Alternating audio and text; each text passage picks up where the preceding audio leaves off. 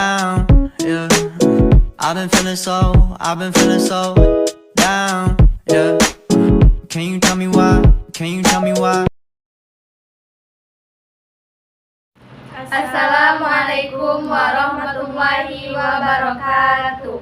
Kami dari kelompok 3 R003. Di sini kami akan menjelaskan mengenai organel-organel sel pada hewan dan tumbuhan. Sebelumnya perkenalkan, saya Maria Titia dengan NIM A1D1 22069. Saya Salsabila dengan NIM A1D1 22068. Saya Aulia Handiana Putri dengan NIM A1D1 22067. Baiklah, mengenai organel sel pada tumbuhan akan dijelaskan oleh Salsabila. Baiklah, di sini saya akan menjelaskan mengenai sel tumbuhan. Yang dimana sel tumbuhan merupakan kelompok sel eukariotik, yaitu kelompok sel yang mempunyai materi genetik atau DNA yang dibaluti atau dibungkus oleh membran. Berikut akan saya jelaskan bagian-bagian sel tumbuhan dan fungsinya. Pertama ada dinding sel, di mana dinding sel ini berfungsi sebagai penghantar rangsang antar sel tumbuhan. Selanjutnya ada membran sel. Membran sel merupakan bagian terluar dari sel. Fungsinya yaitu sebagai pelindung sel agar isi sel tidak keluar meninggalkan sel, mengontrol zat-zat yang akan masuk maupun yang akan keluar, meninggalkan sitoplasma, mengendalikan pertukaran zat antara sitoplasma dengan lingkungan. Selanjutnya ada sitoplasma, di mana sitoplasma ini merupakan bagian sel yang terbungkus membran plasma. Sitoplasma berfungsi sebagai tempat penyimpanan bahan kimia sel yang penting bagi metabolisme sel, seperti enzim-enzim, ion-ion, gula, lemak, dan protein. Selanjutnya ada nukleus, di mana nukleus ini merupakan organel sel terbesar yang mengandung informasi genetik berupa DNA dan berbentuk bulat hingga oval bergantungan jenis selnya. Nukleus bagian ini tersusun atas kumpulan gen-gen yang memberikan kode RNA ribosom. Sebagai pemberi kode RNA ribosom, ini berfungsi untuk merangkai subunit menyusun ribosom. Selanjutnya ada retikulum endoplasme.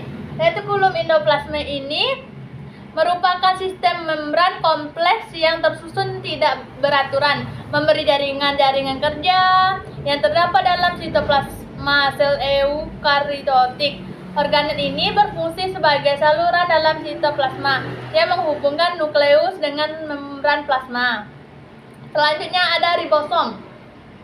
Ribosom ini merupakan organel kecil di mana sel yang dengan diameter lebih kurang 20 nm. Ribosom berfungsi untuk menghasilkan protein dan melangsungkan sintesis protein. Yang selanjutnya ada badan Golgi. Badan Golgi ini membentuk struktur seperti jala yang kompleks. Badan Golgi berfungsi untuk mengangkat dan mengubah secara kimia materi-materi yang terdapat di dalamnya, menghasilkan lendir, lilin pada tanaman parca, dan sekresi yang bersifat lengket karenanya pada sel kelenjar. Jumlah badan Golgi lebih banyak. Selanjutnya ada lisosom. Lisosom adalah organel sel berbentuk kantong kecil agak bulat dan dibatasi oleh sistem membran tunggal. Lisosom berfungsi untuk mencerna materi yang diambil secara endositosis. Yang selanjutnya autofagi, yaitu menghancurkan zat atau materi yang tidak dibutuhkan di dalam sel. Yang ketiga eksositosis, yaitu pembebasan enzim keluar sel. Yang keempat autolisis, yaitu penghancuran diri sel dengan cara membebaskan semua isi lisosom dalam sel. Yang berikutnya yaitu mitokondria. Mitokondria ini merupakan organel sel yang bentuknya beraneka ragam, yaitu oval, bulat, silindir, seperti gada, dan ada yang tidak beraturan. Berfungsi untuk memperluas permukaan hingga proses respirasi lebih banyak. Dan yang terakhir ada vakuola. Vakuola merupakan rongga yang terbentuk di dalam sel dan dibatasi membran yang disebut tonoplas, berperan dalam turgiditas dan bentuk sel, tempat penyimpanan dan penimbunan sebagai lisosom, dan membantu proses homeostasis. Selanjutnya, sel hewan akan dijelaskan oleh teman saya, Aulia. Di sini saya akan menjelaskan sel-sel hewan, yaitu nukleus. Nukleus yaitu daerah yang terdapat dalam inti sel atau nukleus yang bertanggung jawab pada pembentukan protein menggunakan RNA asam rinukleat. Fungsinya bertanggung jawab dalam pembentukan protein. Yang kedua yaitu badan Golgi. Badan Golgi atau aparatus Golgi yaitu organel yang dikaitkan dengan fungsi ekspresi sel dan dapat ditemukan di semua sel eukariotik dan terdapat fungsi ekskresi. Fungsi badan Golgi adalah membentuk vesikula kantong atau ekskresi, membentuk membran plasma, membentuk lisosom, dan memproses protein. Yang ketiga adalah nukleus. Nukleus inti dari sel yang mengatur dan mengendalikan aktivitas sel untuk metabolisme maupun ke pembelahan sel. Fungsi nukleus yakni tempat terjadinya replikasi untuk menjaga integritas gen-gen. Yang keempat adalah ribosom. Ribosom adalah organ sel yang padat dan kecil berdiameter 20 N yang terdiri atas 65% RNA ribosom atau penyusun utama ribosom. Dan fungsi ribosom yakni tempat berlangsungnya sintesis protein. Yang kelima adalah lisosom. Lisosom adalah organel yang berupa kantong terikat di membran yang berisi kandungan enzim hidrolitik yang dipakai dalam mengontrol pencernaan intraseluler dalam keadaan apapun. Dan fungsi lisosom adalah sebagai pemasukan makromolekul dari luar menuju ke dalam sel dengan mekanisme endositosis. Yang keenam adalah membran sel. Membran sel adalah merupakan bagian paling luar yang membungkus sel yang tersusun atas lemak dan protein. Fungsi membran sel adalah melindungi sel, penerima rangsangan dari luar dan mengatur keluarnya masuknya zat. Dan selanjutnya adalah retikulum endoplasma.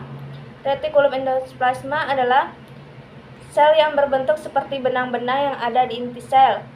Dan fungsinya adalah retikulum endoplasma yaitu alat transportasi zat pada sel sendiri, sintesa protein atau rek, mensintesis lipid dalam sel REH. Dan selanjutnya adalah mitokondria. Mitokondria adalah sel yang hewan pertama tentu saja sebagai penghasil energi.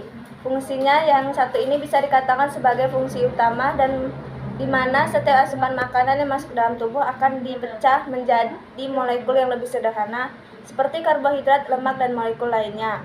Dan selanjutnya adalah vakuola. Vakuola terdapat dua jenis vakuola, yakni vakuola makanan yang berfungsi dalam pencernaan intrasel dan vakuola kontraktil yang berfungsi sebagai osmoregulator. Baik, terima kasih.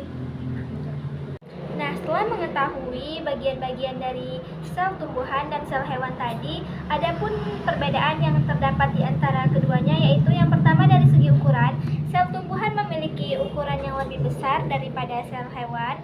Dilansir dari Microbe Notes, ukuran sel tumbuhan berkisar 10 mikrometer hingga 100 mikrometer. Sedangkan sel hewan memiliki ukuran sel berkisar 10 mikrometer hingga 30 mikrometer. Yang kedua yaitu keberadaan dinding sel. Sel tumbuhan memiliki dinding sel yang terdiri dari membran sel dan juga selulosa yang bersifat kaku. Sedangkan pada sel hewan tidak memiliki dinding sel, namun hanya memiliki membran sel. Selanjutnya ada perbedaan pada ukuran vakuola, di mana sel hewan dan sel tumbuhan sama-sama memiliki vakuola, yang membedakannya hanyalah ukurannya. Sel tumbuhan memiliki satu vakuola, yaitu vakuola tunggal yang besar menempati 90% dari vakuola sel. Sedangkan sel hewan memiliki banyak vakuola dengan ukuran yang kecil. Yang selanjutnya adalah keberadaan lisosom, di mana sel hewan memiliki lisosom yang mengandung enzim pencernaan untuk memecah makromolekul makanan dan juga enzim hidrolitik yang membunuh bakteri dalam tubuh hewan. Sedangkan pada sel tumbuhan seringkali tidak memiliki lisosom, Hal ini dikarenakan pemecahan degradasi molekulnya sudah ditangani oleh bagan Golgi. Sekian penjelasan dari kelompok kami. Terima kasih. Wassalamualaikum Warahmatullahi wabarakatuh.